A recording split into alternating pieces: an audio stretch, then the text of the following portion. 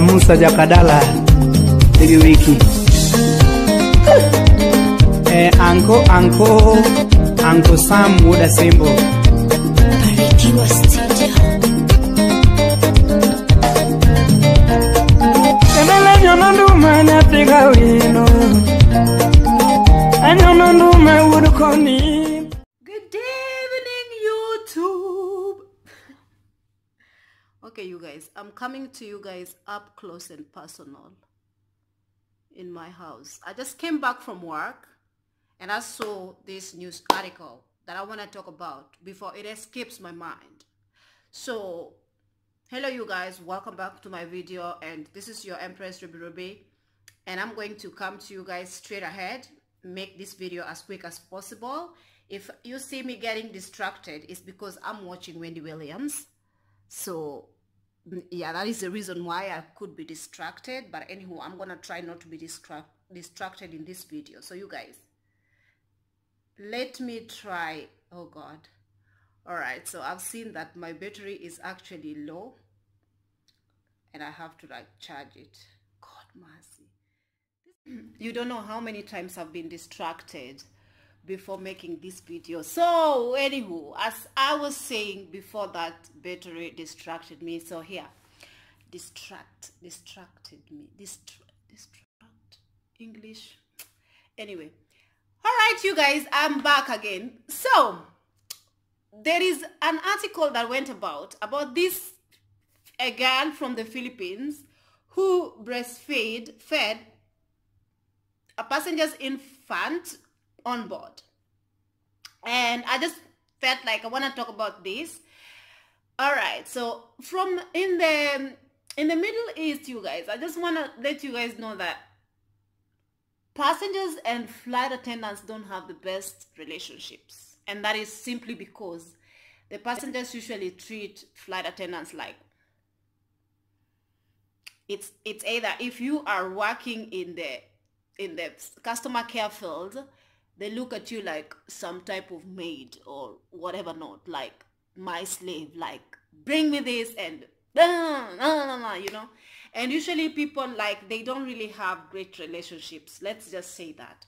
And this girl seems to be like, she's 24-year-old, so it seems like she has just started flying, if I may say that, because obviously minimum age of starting to fly is 21 years old. So she could have just maybe started flying, or maybe she's been flying, I don't know, maybe 3 years, let's say maximum, could have been flying. So she's probably still motivated, and you know, she's just a good girl. But anyway, that's not the case. The case is she breastfed a passenger's child, infant. All right, you guys. So the reason why I'm holding my face is because in most cases, I just wish passengers would know how sometimes, like, the person that you are mistreating, you could mistreat, or the person that you might look at and yell for like small silly reasons, you know. Maybe you didn't get your drink on time, maybe you asked for something and she forgot to bring it, or maybe, you know, this and that, or maybe you pressed a call bell and it was not answered on time. The person that you might actually fume at and yell at, and you know, the flight attendant that you might actually be humiliating in front of 400 or 300 plus passengers, is the person who might actually save your life when, touch wood, shit happens, you know. Let me just mind my French. So as this story disrupted again, it happened that the flight attendant saved the day once again, just as we always do, obviously. All right, so what happened was, the woman is 24-year-old, and she had a baby crying uncontrollably. And when she went to find out why the baby was crying, obviously motherly instincts, and just happens to me that whenever I hear a baby crying, I always feel very uncomfortable, because I don't know whether the baby is sick, why is the baby crying. Like, I just feel pain whenever the baby is crying. I don't have a child, but still the motherly instincts in me just creeps up, and just like runs to the mother bear in me, runs and to go and find out what is happening with the baby. So this is what this woman did. And she went and she found out that the mother of the child was very distraught as well, because the baby was crying so much. And she had forgotten, she didn't have enough, she had run out of formula. So I think maybe she was not able to breastfeed the baby for some reason, I'm not sure. But she didn't have the formula, and obviously in most flights they don't have baby formula on board. They could have milk, but maybe this child was very little and fragile to not even drink milk. So the girl asked the mother if she can breastfeed, because she has, you know, she breastfeeds her daughter. So the mother said, of course she first asked, and the mother said that would be so nice. And the flight attendant went ahead and breastfed the baby. And the baby latched onto her and drank the milk until the baby fell asleep. And she gave back the baby to the mother. And the mother was very, very happy and very grateful. So again, I'm just like, all right, you guys. I have had so many instances where I have, like, for example, like whenever a woman is traveling with babies, like, you know, mostly we fly in the Middle Eastern airline, and most times we fly Arabs, we fly like Asians most times, and not especially the Arabs, you guys. Nothing against the Arabs, but in most cases the men are not really invested in children's life. Like, it's always the maid and the mother. Like, the man is always sitting in some corner, like he had nothing to do with making these children, you know. So in most cases you find that the woman, the mother to the children, or sometimes just the maid, because maybe the mother is busy in the corner with some selfies and Instagram and Twitter and whatnot, and the children are really like bothering the nanny so much. And sometimes I just go there and I'm just like, you know, I just get really interested and I just go and help. And I remember there was a time I was helping this this lady with an infant, like maybe a week-old baby, you know, because if I see a small child crying, I just feel pain. So I went there, like, I was with a cart, I was serving a meal to the whole entire flight, but then I had to stop right there and then go and find out, first of all, what the child was crying about. So the baby didn't have milk, obviously, so I was giving milk and stuff like that. And you're just taking care of the baby and trying to hold the baby for the mother to fix everything around. The people around me, don't ask me where we were going. Oh. We were going to India. The people around me, the passengers around me, got very upset. Why is the service delaying? The man next to, I was carrying a baby and I was trying to control the baby while the mother was busy preparing the milk and doing all this stuff, you know. The guy next to her was complaining at the same time, why I asked you for a blanket and you did not give me blanket on time. And just yelling. And the guy next to this guy was also saying, my wife is pregnant and I need a blanket for my wife, otherwise my wife will get cold. And another person in front next to this one was like, I want to air vent, the vent, this aircraft is very hot. I was like, which is which? I have only 2 hands now. What happened? You know? And I was like, huh? Man, can't you just wait? I finish what I'm doing. My friend, listen.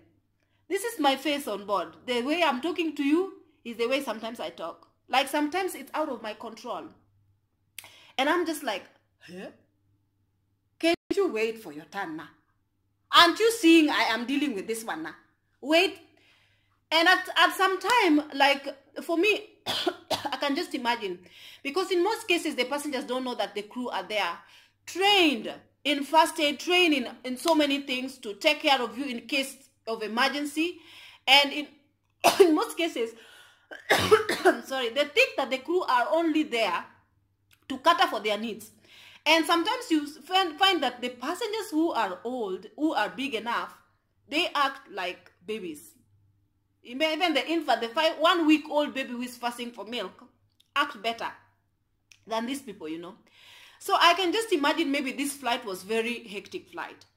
And something again with like sometimes I say that the crew and passengers don't usually have the best relationship, especially when we are going to Chicago or New York or you know, ultra long haul. In most cases, sometimes honestly we do not understand the reason why most passengers never come on board prepared with whatever they need for their children. Because the minute they get on board, they be running to the galley and asking, do you have any crackers? You have anything sweet? Do you have maybe lollipop or something with salt, like maybe Pepsi? You have, you know, like we say you don't have one. They say, oh, maybe you give me Pepsi.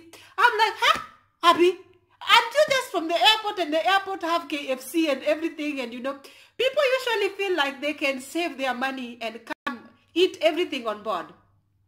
So in the same time, I can imagine that maybe the reason, like in most cases, when people are going, like the passengers usually crowd, you think it's a KFC. Most of the time, they don't have baby milk. Like they come on board thinking sometimes we don't even have formula, you know. So you can imagine this woman had to breastfeed a passenger's child, you know. And some cases, mostly the passengers really have no awareness that the crew are there to actually help in case of an emergency, you know. I remember there was a time that this woman came on board. Like sometimes they hide the crucial things that might make us, like, you endangering their lives just because they want to get from point A to point B. They don't want to produce the medical certificate. They are probably not even fit to fly, but they are lying about the situation. So this woman was saying to me, when on boarding, she started having stomachache, you guys. And the stomachache was just, I'm like, mama, you have stomachache now? Okay, she was carrying a baby, 1-year-old kid. And I saw this stomach was a bit big. And I was like, this is not stomach that has just eaten rice. This is not a rice belly, ma. This must be a pregnancy because, you know, the belly button is sticking out. So I said, let me investigate. This woman was like rubbing her stomach and was like, And I'm like, because I was boarding that day, the cabin manager gave me the delegation to board. And I was just like, okay. Then when I followed this woman, because I said to her, madam, you have stomachache. Are you okay? She said, yeah, just give me hot water. I will be fine. This woman is traveling with a due pregnancy. She is due. But she is traveling with this pregnancy because she wants to rush to the U.S. to deliver a baby in the U.S. with an American passport. So she is endangering her life. So she didn't even have a certificate, you know. Because she said, oh, her stomach was fairly small enough. Don't you know that because of these lies, this woman escaped to the bathroom the minute she sat down, and I was following her, and I was telling the cabin manager, this woman seems like she's pregnant and she's feeling stomachache. That is not a good sign. So let's investigate her. And so the cabin manager was like, I cannot take a risk with her. We have to offload her. We hadn't even taken off yet. We were still on ground. And this woman was like, no, I'm fine. She excused herself 5 minutes go to the toilet now. The next minute, I heard a scream. When I followed her, Abby, Chineke me, there was a baby hanging. There was a baby hanging. This woman was giving birth in the toilet. So, you know, sometimes I was like, we had to take the gears. You know, we get trained even to deliver babies, my friend. But you get trained. I've been trained 9 years. In my all 9 years, this was the first baby we delivered. Hey, babe. You are trained. You are strong in the academy and everything. The minute you see blood, hey, the minute you see a whole human being coming out of Onunu, hey, yes, just idea. At that minute, you speak in your language, you speak in mother tongue, you speak in gibberish, you speak every language. Still not enough. You're like, hey, nobody told me that this is what I signed up for. So you guys, at the same time, I know that I was giving the story regarding the Philippines airline, the flight attendant who had a baby, who breastfed a baby. But I'm just trying to say that if only the passengers can be realistic enough to know that we are there to save them. We are not their enemies, and they are not supposed to treat us like enemies. Like if something happens, you think I'm going to jump out of the aircraft? I'd probably jumped out of the aircraft, actually. Like, come to think of it, like if in case there was something, you know, like I'd probably, let me not say that. You guys, touch wood, nothing happens. But I'm just saying that we are trained to save people and get people safe out of the aircraft and everything like that. You know, do evacuation in case something terrible was to happen and help people. You know, like the Hudson River now, we are supposed to do this. But sometimes you find that in the face of dismiss, in the face of fire, in the face of death, you find that you might find yourself gone. You're like, hey, I'm not saving anybody. I'm gone. So I'm just saying this. I'm just like bringing a little bit of humor in this. But this woman is obviously being congratulated. And if it were me, obviously in the Middle Eastern airline, like sometimes we think twice before we even do things. Like we would think maybe in my airline, if there was a woman who could breastfeed this child, maybe they would be like, oh my God, I can't do it. Maybe it's against the policy because we have just so many rules. And you don't just breastfeed a child before you ask. You have to go ask the captain, is it okay for me to breastfeed a child? You have to like find, you know, you have to ask for so many because of, you know, like rules and regulations to follow. You but breastfeed somebody's child and then the milk goes bad in a baby's stomach, and then the baby goes and something happens to the baby, and then they're like, hey, because they drank your breast milk, this is why the baby something happened to. So just for the airline to avoid being sued, obviously for us, we take a lot of precautions. Nothing like this ever happened, but I was just assuming that if it was in my airline and somebody had breast milk, they'd probably keep their breast milk to themselves. Maybe go in the sink and like squeeze their breast milk out instead of breastfeeding, you know. I'm just assuming. I'm not saying that our airline people are very horrible. No. I'm just saying because of the rules and regulations, you might find a manager saying, no, give the baby apple juice or give the baby milk, other type of milk and stuff like that, you know. They might say no for you to breastfeed a kid. You never know. But anyway, in the Philippines airline, this happened. And this girl is being congratulated all over the place. And I'm also saying, honestly, kudos to her, you know. Kudos to her. At least it's okay. She's a breastfeeder advocate. And, you know. So you guys, I hope you like this video. And I just want to talk about this. And I hope you like it. Have a nice day. Have a nice night. And please subscribe to my channel if you like this video. Have a lovely day. Bye.